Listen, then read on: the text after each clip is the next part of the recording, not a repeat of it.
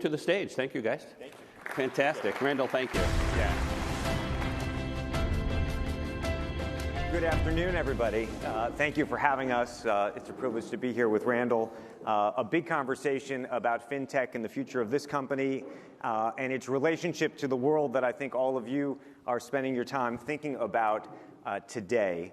And we're going to talk about the future of telecom and AT&T and how I think that's going to empower and change the world that we're all living in. But I wanted to start with this because I was thinking about fintech and the telecommunications world. And I don't know if everybody remembers this, but back in the late 90s and early aughts, there was a thought that the telecom companies were in some ways going to become banks. They were going to become financial services companies. I want to read you a quote. This is David Osborne from Booz Allen Hamilton. It was published in the Wall Street Journal, 2001. Wireless service providers now have the wherewithal to disintermediate credit card associations such as Visa, MasterCard, and American Express. Mobile devices with their range of interactive functions and ability to deliver information in real time have the potential eventually to overpower today's static plastic credit card. Payments could become a killer app for wireless telephony with coolness, convenience, and low cost, the core value propositions. What a great vision. It is a great vision, and it's a vision we all live with today, but it wasn't done by the telecom companies themselves. Why do you think that never happened? I don't know if, Beth, you were still on the board when we, this is a funny, we tried. I should say we tried.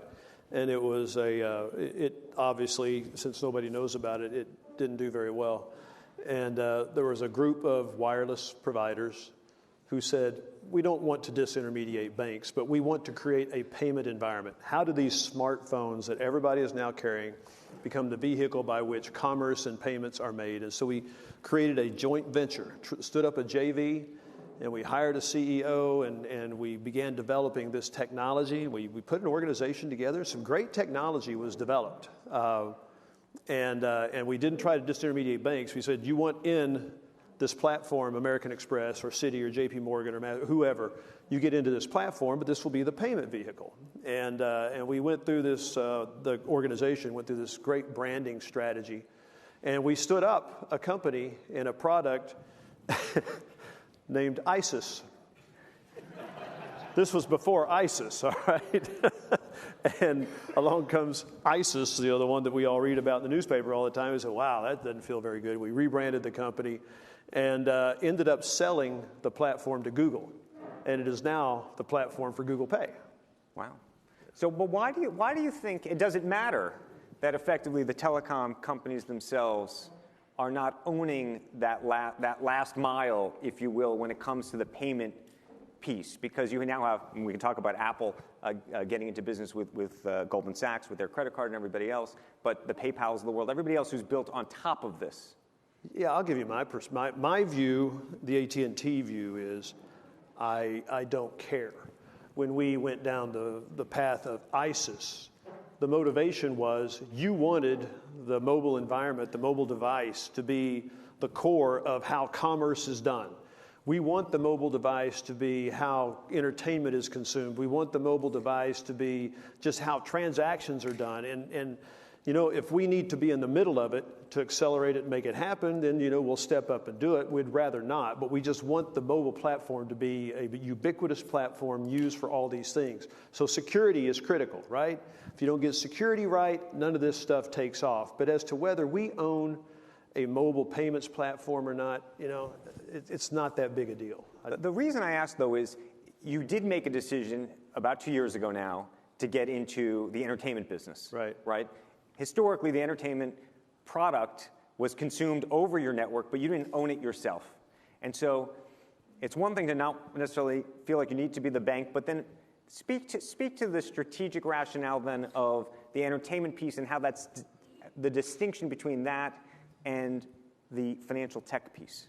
So a lot of people try to think about the acquisition of Time Warner from the standpoint of, why do you need entertainment to sit on top of this distribution business? How does that help your distribution business? And it's the wrong question. The question, and Jeff Bewkes and I spent a lot of time talking about this, and that is, how much could it enhance the value of a media company if they were attached to a big distribution business. I mean, think about it that way. And if you recall back in 2016 when we did this deal, it was a time when everybody was saying, oh my, these media companies are overvalued. You remember what was happening to stock prices back then? They were being crushed. And Disney had its first year-over-year decline in subscribers on ESPN. And so these stocks were getting hammered. We are sitting here thinking, wow, we're moving into a world where we're going to invest billions and billions of dollars into video distribution networks. That's what these things are becoming. And 5G takes it to a whole different level. And so if you could acquire a media company for a reasonable price, do you think the values of that are going to go up or down as you have all new broad distribution for this media? We believe that premium media valuations would go up. I think we proved that we were right. And the media valuations have really come back. They've come back nicely. And so now think about taking a media company, standing up a direct-to-consumer platform, because this is HBO and Warner Brothers Studios. This is an intellectual property library that is unlike anything else. And Warner Brothers is a production studio at a scale that few others can even talk about. Standing up a product that takes advantage of all of that, a very unique product, and they have 170 million customers and distribution points to shove that out through wireless broadband or TV product. They can scale it just on the AT&T distribution, but you want to sell it everywhere. And so this is the play we're running. We have amazing data over here in this distribution company. Why is that important? It enhances the value of a media company. In fact, if this media company can monetize advertising at the same level we do over here, it's worth a lot of money. And so the reality is a distribution company can really enhance the value of a media company, and that's the play we're running. Okay, I have a data question for you that relates to that. I wasn't going to go there this early in the conversation, but I will, in part because I mentioned the Apple announcement with the Goldman Sachs credit card. We can talk about fintech in a second, but it relates to this.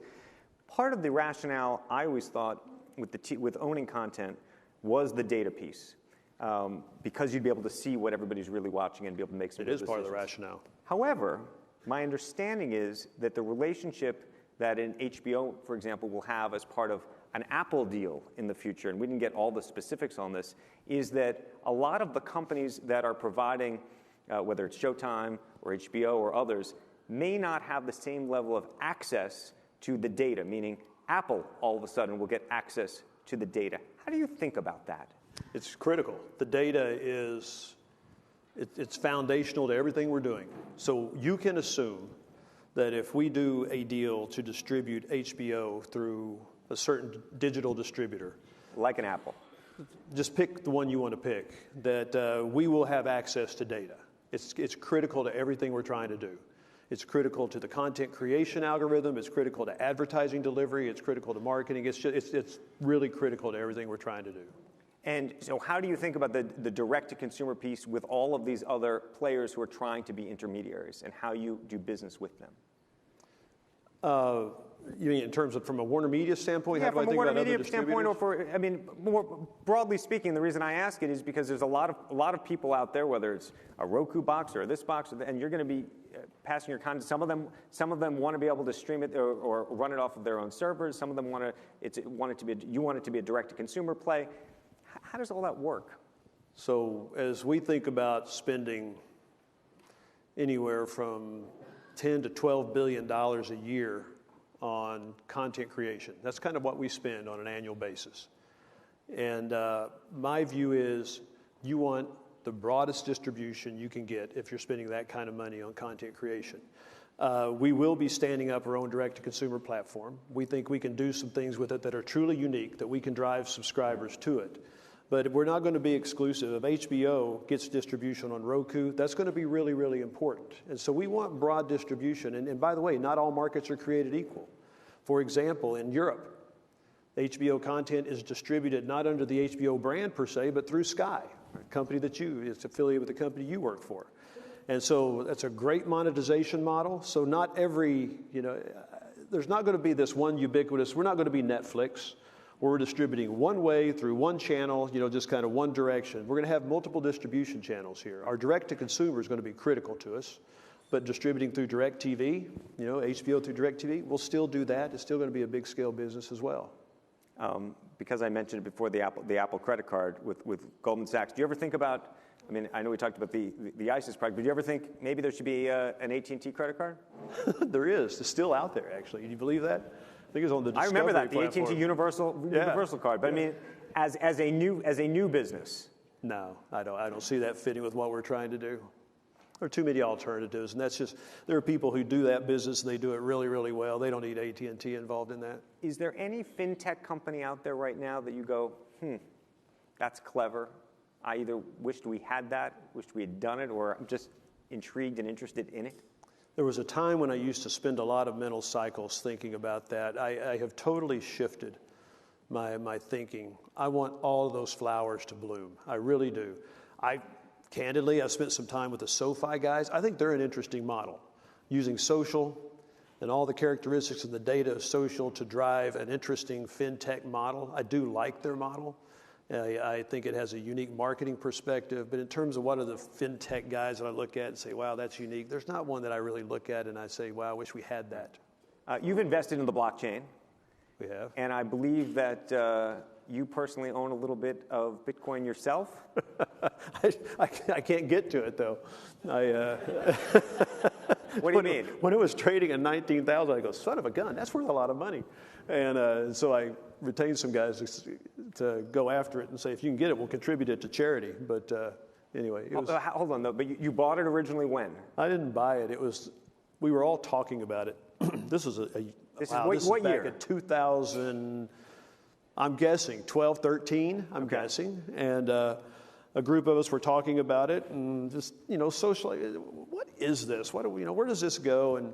And so my birthday rolled around and I had a bunch of people send me Bitcoins for my birthday, $20, $30, $50. And anyway, it accumulated to a number that when it traded at 19,000, you go, wow, that's some serious money.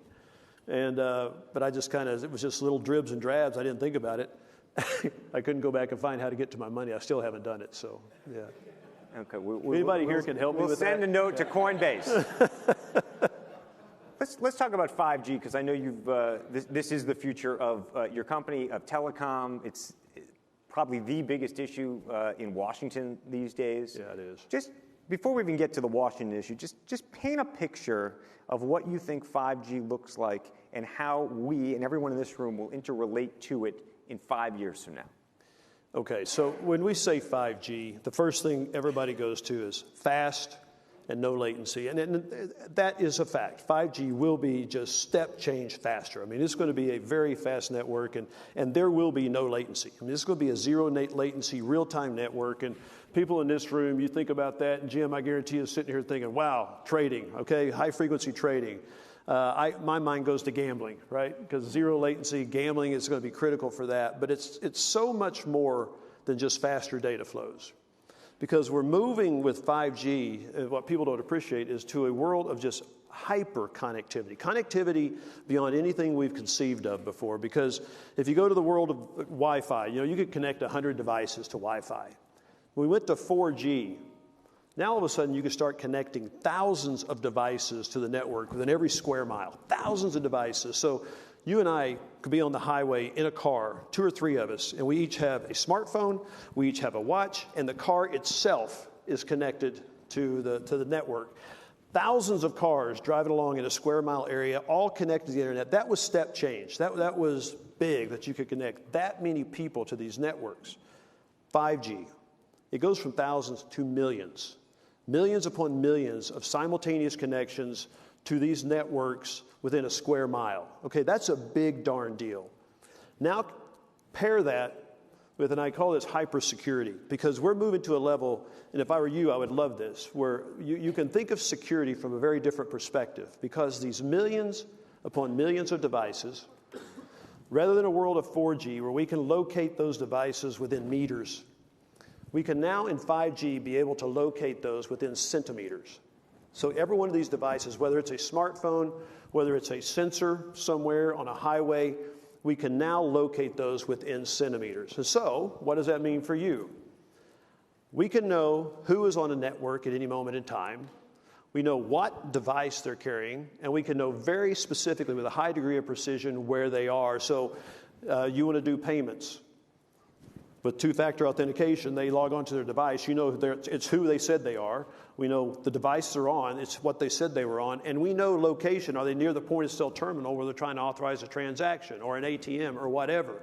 But you're starting to get to a level of precision that really changes how we think about authentication, how we think about identity in a digital world.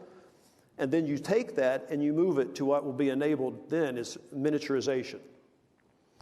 And why is this important? Because as you think about distributed compute, so all of these devices that we carry around, they have a certain form factor because there's a lot of compute requirements in here.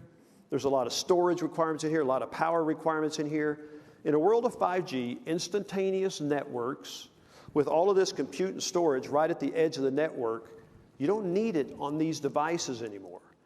Form factors begin to change radically. And think about virtual reality. This is your virtual reality experience today, right? You have this goofy thing that sits on your face like this. Get all of the compute and storage requirements out of this. This becomes the form factor for virtual reality. Those compute and storage changes are radical, and they change the form factor of everything. Think about devices and sensors, where you don't have to have compute and storage in a sensor. You don't have to have power requirements that you change batteries in 2 or 3 years. The sensors begin to become miniaturized at a level that we haven't considered before. Millions and millions of sensors within a square mile. Now what does that affect? That affects transportation. You think Waze is great because Waze is tracking this?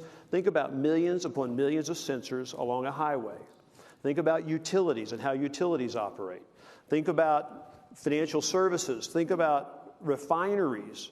I can go through every single area of infrastructure that will now be connected, and we're moving to a hyper-connected society. And this is a really, really big deal. Society will be connected like we've not conceived. Now, we're talking 5, 6, 7 years from now when you have this kind of connectivity. But every one of these millions of devices per square mile is throwing out data, constantly throwing out data. Pair this with AI, and you now start to have consumer insights, customer insights, environmental insights.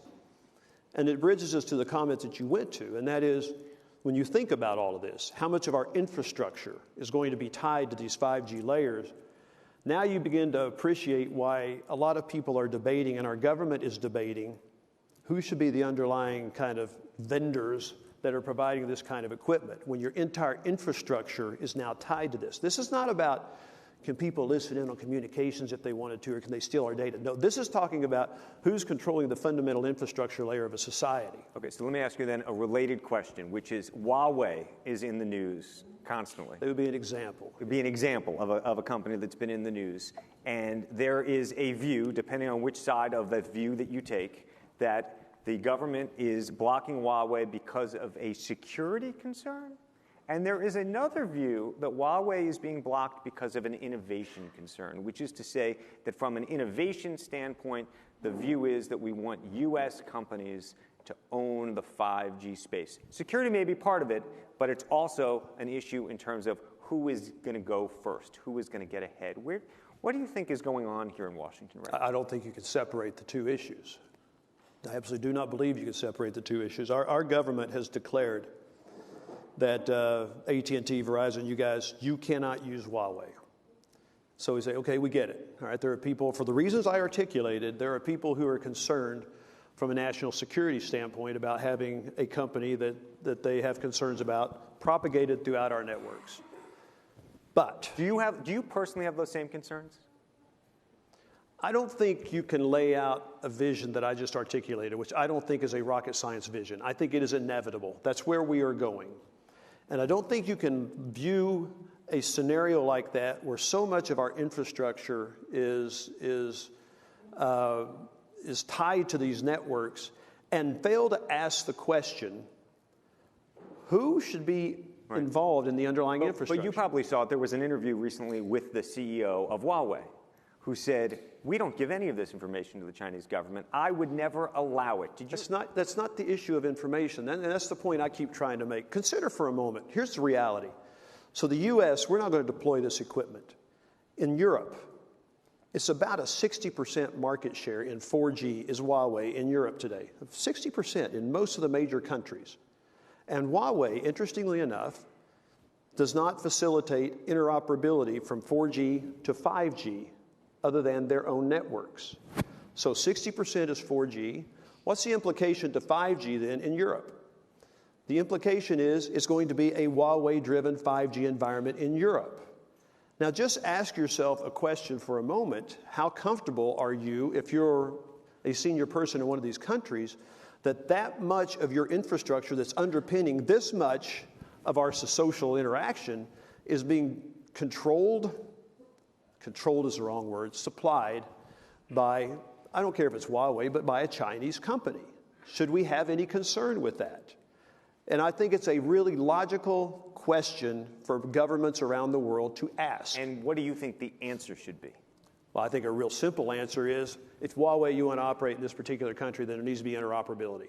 You need to allow Nokia or Ericsson or Samsung to interoperate a 5G network on top of yours. That's a good first step, so that you're now not just locked into one player, one provider for 5G. And by the way, their global market share is impressive. And it is so impressive that if they dominate in 5G, then suddenly the other companies on which we are dependent in the United States, they're hurt, they're impaired. They can't invest in R&D, and so who falls behind? The countries that can't use that company that is now dominating the global marketplace. And so this actually serves to hurt the United States and our competitiveness. And that's why I say you can't separate national security from competitiveness and innovation. They go hand in hand. Let me ask you a related security and privacy question, which is to say, what do you think about encryption today? Mark Zuckerberg recently made a major pivot at Facebook to suggest that he wants to move the company towards almost an entirely encrypted network. Is that a good thing? Is that a bad thing?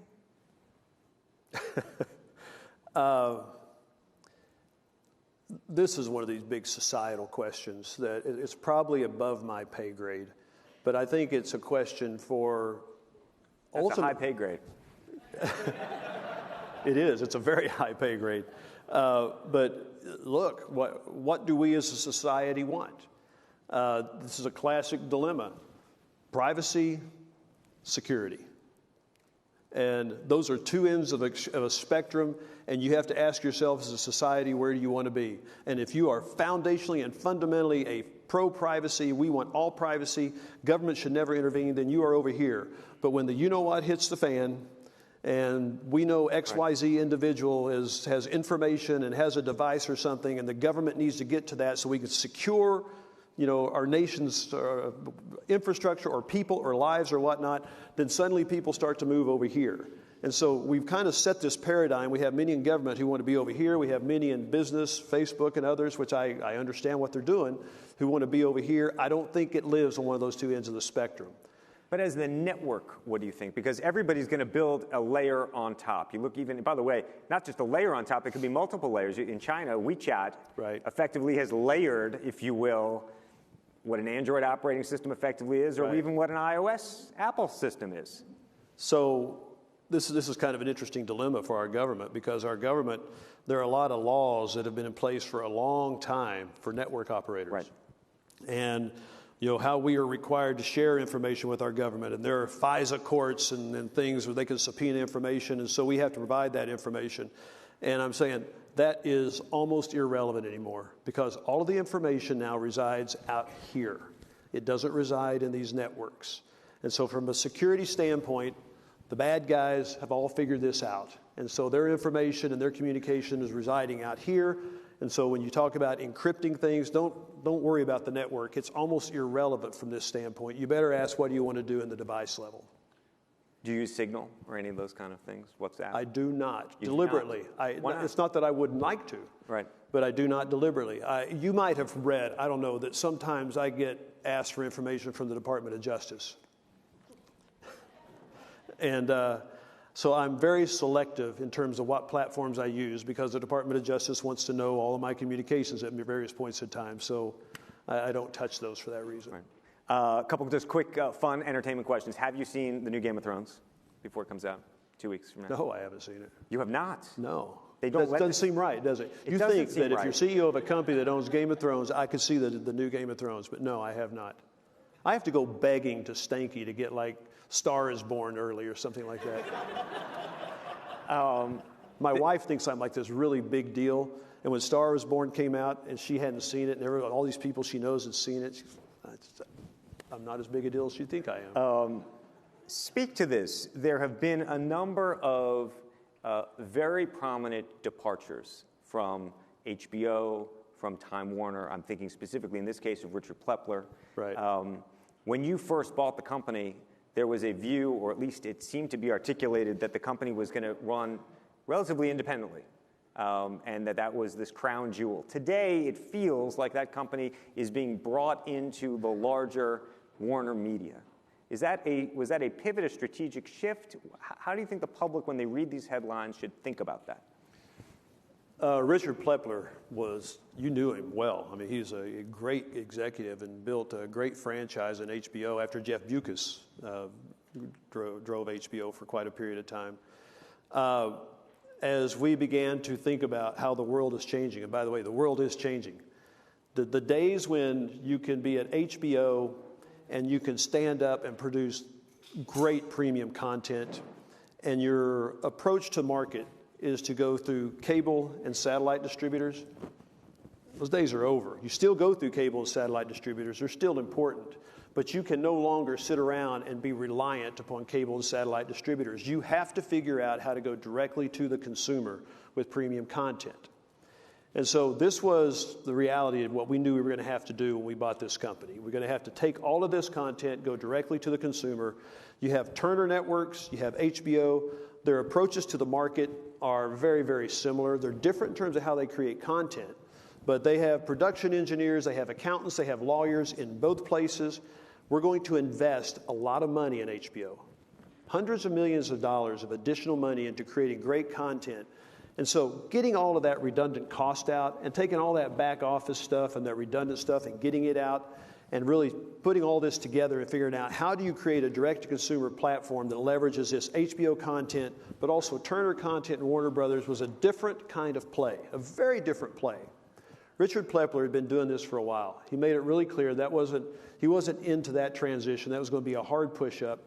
So Bob Greenblatt, we hired from NBC. You know him. He did an amazing job at taking NBC to its heights in terms of where it was. He's come over. This is a great creative executive, media executive. He's running this play in terms of integrating HBO with Turner. When you said it's being pulled into Warner Media, I don't even know what that means. But it's just Turner and HBO. We're integrating back office operations, taking that cost savings and plowing it into HBO content. When you hear people say that there's a brain drain going on, you think what? Well, I don't know. Is Richard Plepler versus Bob Greenblatt a brain drain? I don't. I love Richard, but Bob he's no chump. All right. This is a very talented executive, and so I feel actually pretty good about that. Okay. Let me ask you a relatively controversial question before we leave the stage. The head of Warner Brothers Pictures, Kevin Tsujihara, Sujihara, I apologize, was dismissed for a Me Too sexual harassment issue. This was an issue you knew about before the company merged. Was that something you worried about? Of course we worried about it. In fact, we spent a lot of time talking to the Time Warner folks about, they had done an investigation on a report that came out, and so we looked at the investigation and we got ourselves comfortable with what they were able to do as an independent investigation. Another report came up shortly after we closed. We hired a law firm to go do an investigation as well, and we couldn't find any evidence. Then all of a sudden, this last report came up, and there was some information revealed in a news story that it made it clear.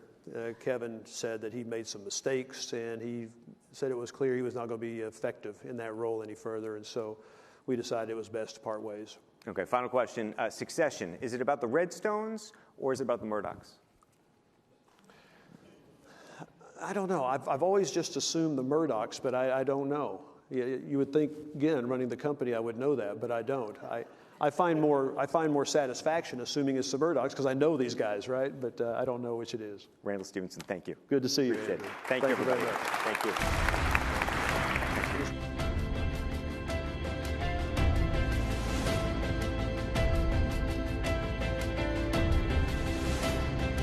So So we touched on every theme there: privacy, data, security, consumers. It's fantastic.